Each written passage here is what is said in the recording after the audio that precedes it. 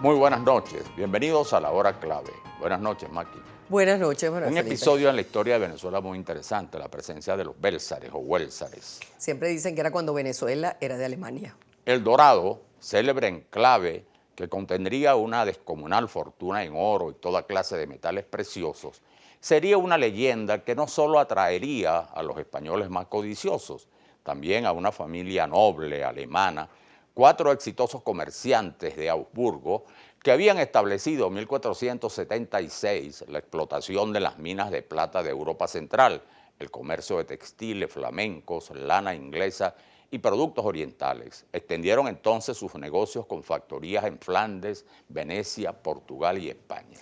Cuando el emperador Carlos V, cuyo sobrino, el archiduque Fernando de Austria, estaba casado con una de las Welser, abre en 1525 la posibilidad de que extranjeros pudiesen establecerse en América en las mismas condiciones que los españoles. Los financieros alemanes deciden aprovechar la oportunidad de hacer negocios en el Nuevo Mundo. Entre los primeros en aventurarse destaca esta familia Welser al abrir una factoría en Santo Domingo y explotar minas de plata en México. Como parte del pago de una deuda, el 28 de marzo de 1528, consiguieron del emperador Carlos V la exclusividad para la conquista y colonización del territorio comprendido entre el Cabo de la Vela y Maracapana, la denominada provincia de Venezuela, siendo los primeros europeos no latinos que iniciaron el proceso colonizador en América. El Dorado representaba el principal interés de la familia Welser, así como lograr encontrar el Mar del Sur, el Estrecho Magallanes. Pero sus esfuerzos exploratorios no fueron exitosos en encontrar ninguna de ellas, pero sí señalaron el camino para la futura conquista del territorio venezolano. Luego de los reiterados intentos poco exitosos de los gobernadores enviados por los Welser para establecer un gobierno estable en sus territorios, el descontento de los castellanos que habitaban Coro y acusaciones de diversa índole, el Consejo de Indias retiró la concesión a los Welser en 1546 por incumplimiento del contrato de arrendamiento, donde se incluía la fundación de varias ciudades, varios fuertes y la obligatoriedad de extender el cristianismo entre los indígenas. También en ello puede haber influido su posición ambigua en el ámbito religioso, siendo sospechosos de apoyar al movimiento del luteranismo en Habsburgo, lo cual les hizo ganar muchos enemigos en la corte y deterioró sus relaciones con los Habsburgo. El caso de los Welser es particularmente interesante, sobre todo por las implicaciones que tuvo en relación con la forma en que empezó a administrarse la tierra americana por parte de España, en este caso particular, ¿no? Pero el origen de los Welser y por qué intervienen en la primera fase de la conquista venezolana también es interesante, sobre todo porque era gente de mucho dinero, es más, llegaron a ser banqueros y el origen de esa fortuna viene inclusive, se ha podido rastrar desde el siglo XIII, desde 1200 y pico, ¿no?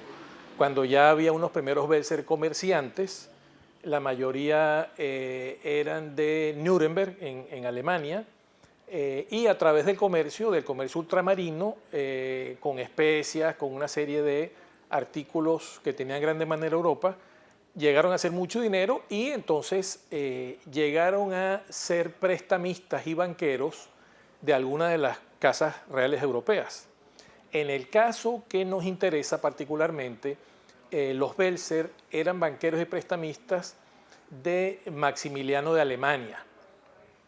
Maximiliano era el emperador, era la cabeza del Sacro Imperio Romano. Cuando muere Maximiliano de Alemania, el hijo o el principal candidato como heredero había sido previamente Felipe el Hermoso. ¿Qué pasó? Felipe el Hermoso se casó con Juana la Loca, hija de Isabel de Castilla, la reina católica, y luego después muere. Se le planteó a Carlos de España sobornarlos para que votaran por él a la hora de escoger el heredero de Maximiliano de Alemania. Entonces, claro, ahí aparecen los Welser, ¿no? Que ya eran banqueros y prestamistas de Maximiliano, y dice, bueno, es lógico que apoyemos al nieto para ponerle la corona. En 1556, la quiebra del Tesoro Español, decretado por Felipe II, afectó en gran medida a los Belzer y se inició un declive de las actividades financieras de la familia. En 1614, tras una decadencia provocada también por la Guerra de los 30 años, fue declarada la quiebra de la Casa Belzer, resultando en que uno de ellos fuera encarcelado y se perdiera el rastro de sus archivos. Lo cierto es que América Latina, especialmente la emigración a ella, los viajes, los negocios con Venezuela y Colombia desde el siglo XV, nunca fueron cosa aislada y desconocida para la nobleza alemana y suiza.